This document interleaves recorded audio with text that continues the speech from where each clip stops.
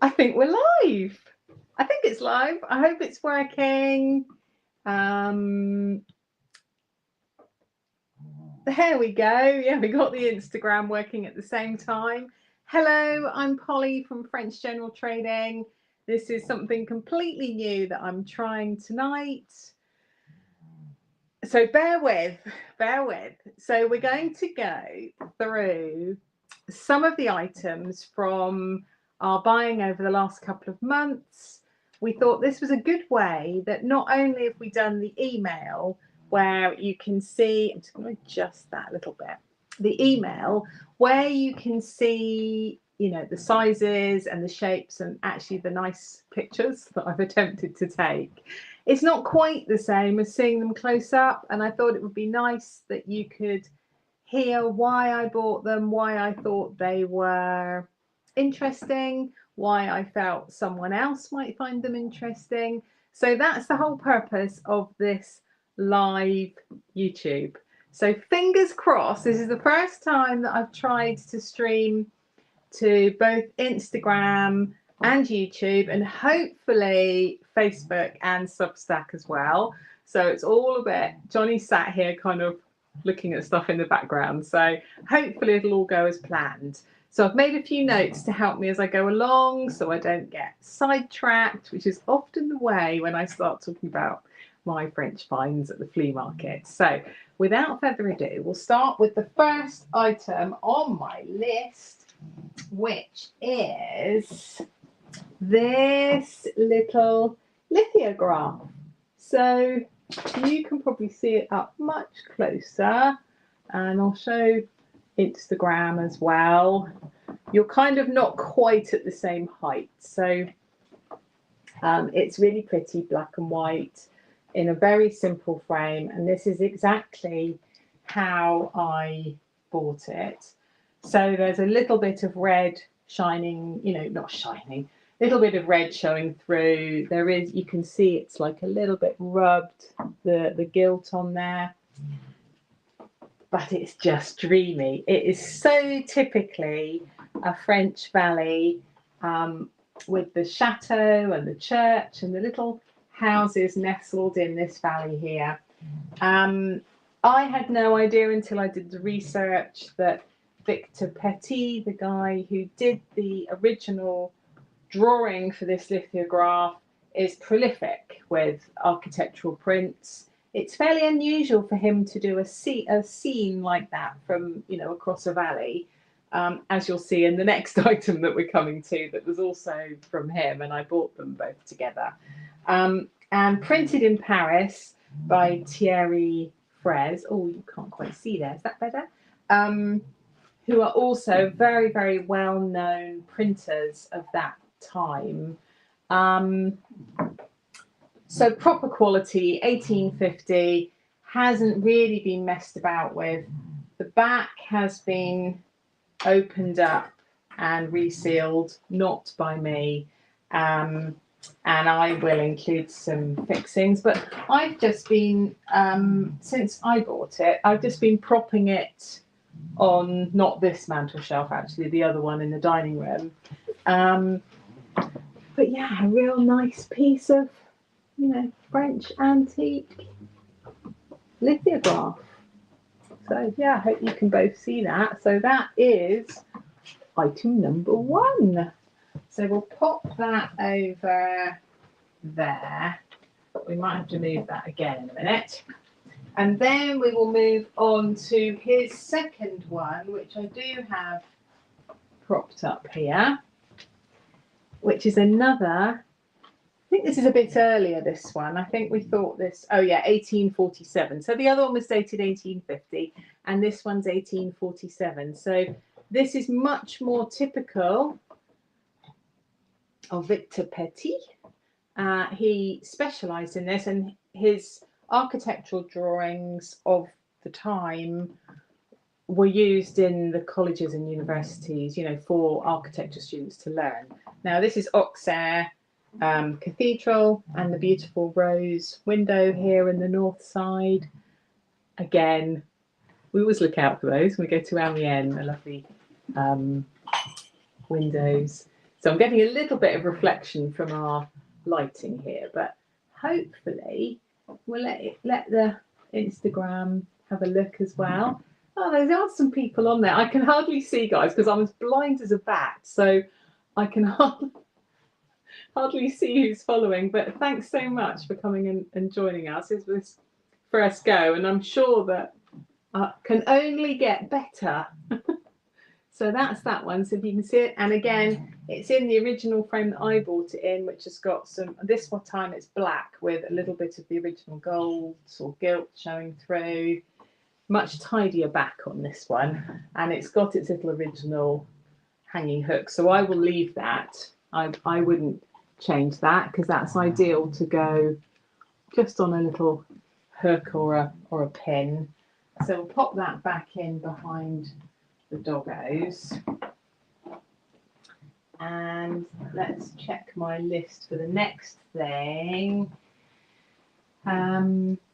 So if you're interested in finding your own French treasures in France and you wonder where to go, can you go and let the dog out? I'll go and let the dog out.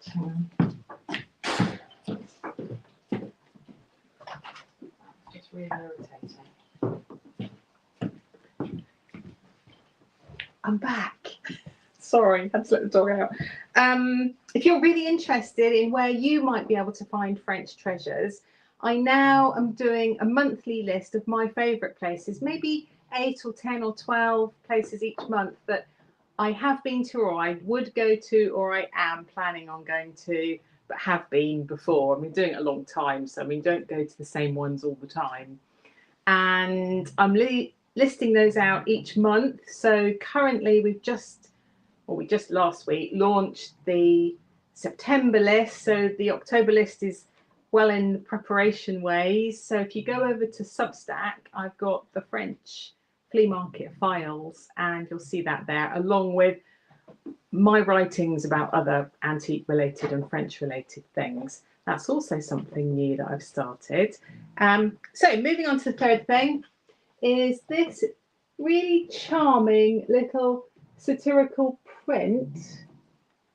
You can see that on Instagram. It's about 1810, I think, this one, and it's a German print of an English lithograph by a guy called James Gilray. So it's a little bit marked on the frame. It's got a few little lumps out of it. I may actually manage to touch those in, but yeah, charming. I think at one point the flautist has actually trodden on the dog's tail. There's a cat jumping around on some music under the piano, and it's just a sort of fun Georgian, I would take it as a sort of print there. So just a fun thing for putting in your gallery wall. So there's that one. Pop him down. And then, we're going to have to move a couple of bits here. This nice mirror. So I couldn't do this without including a French mirror. So I thought the first time I thought I'd choose something that was kind of, I could actually lift it so that you could see. So it's that kind of size, and I don't know if you can see how lovely the foxing is, because it's got quite a lot of foxing, but it's all around the edges, and it's got a lovely paint finish. And the magical thing, there's the back. So there is no question that this is not an original Louis Philippe mirror, which is important, really important, because the style has been copied many times. And yeah, you see them around. So it's got, the typical little beaded around the inside, and it's simple, but yeah, it is French. You can't, it's not as showy as the gilt mirror behind me, but it's a perfect size that you could prop it up as I've done Again, we'll put a proper fixing on the back so that you could hang it on a wall. But yeah, it's just a good size. God, that's my workout for today. You forget how heavy those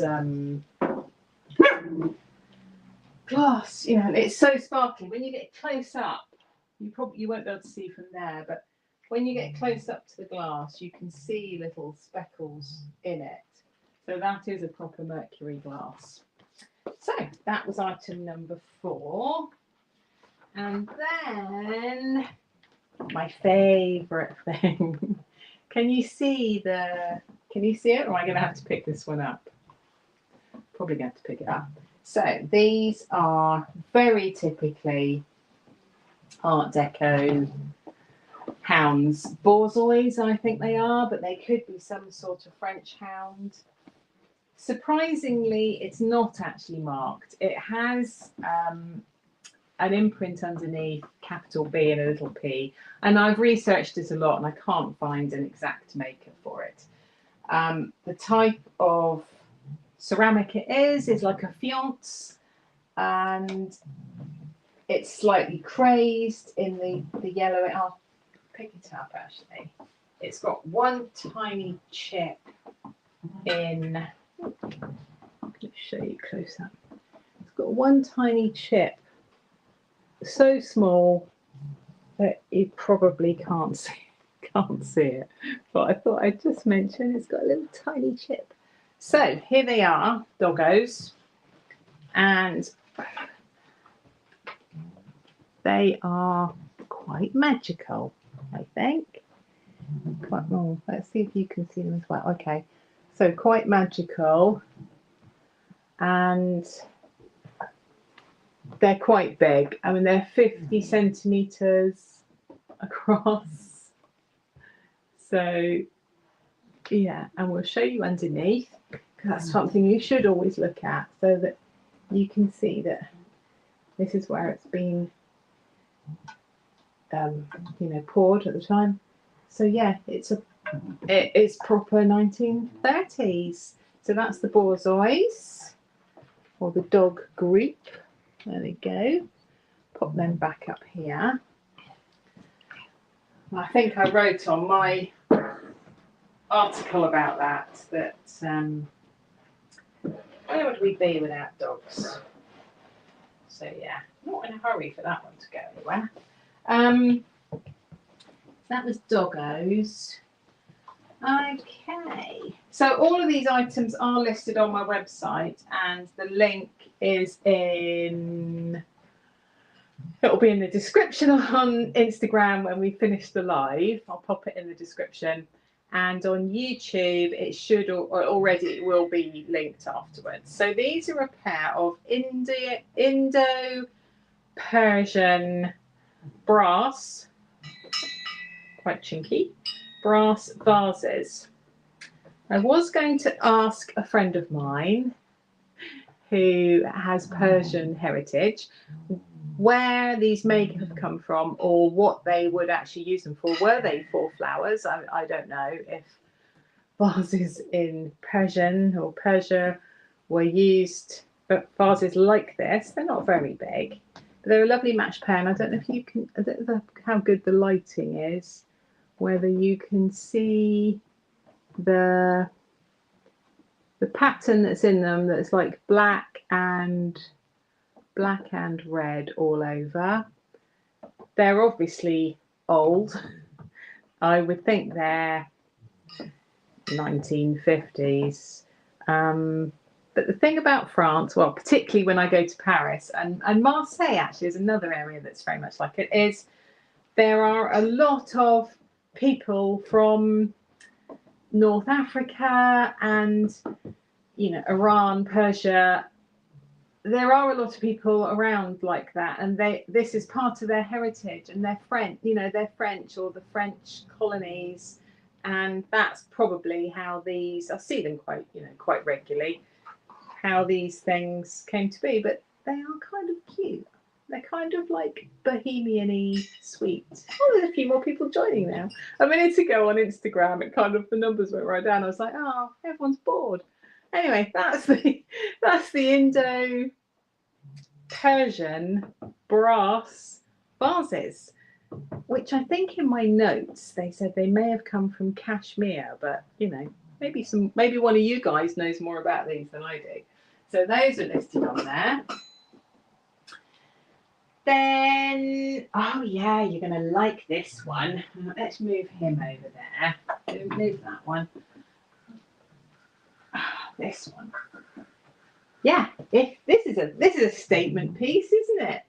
If you're wanting to add a bit of colour, nice bright French blue to your kitchen. It's convex, so I don't know if you can see that like that. Slightly convex, so, and it's got some good little original fixing holes. It's got 4 of those, so it can be easily fixed to the wall. And yes, it's got lots of damage, but it still looks great. I mean, you could buy you could buy something new if you want it all shiny, but if you're really into the authentic one of a kind thing, this is it.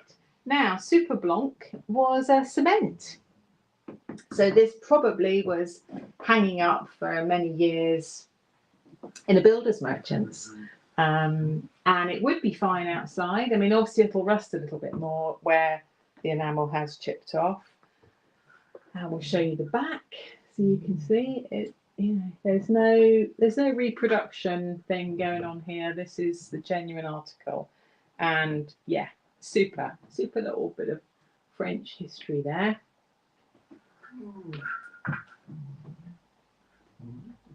Or in your bar. Do people still have bars? I mean, like at home, maybe. And then the final item is this dear little painting. Oh, it's such a cute little painting of the chateau at Fontainebleau, probably one of the most famous chateaux in the Loire Valley. It's on a canvas, so it's got its little stretchers, little tiny canvas, and you'll see there it's German. So probably this was painted either between the wars or more likely like 1950, like just after the war ended. And there was the resurgence of tourists and tourist wear. And this was an ideal thing because it's small, it's sitting in the original frame, which does need a little bit of pinning together. I might manage to do that. It's got its little hook there, so it's all ready to hang. And I think it's charming to keep that original hook. You can see there. And it has got a little bit of loss of paint over this side, but you can still see the clouds. But more importantly, you can see the chateau. So yeah, once again, this will be somebody's little pride and joy on a wall or part of a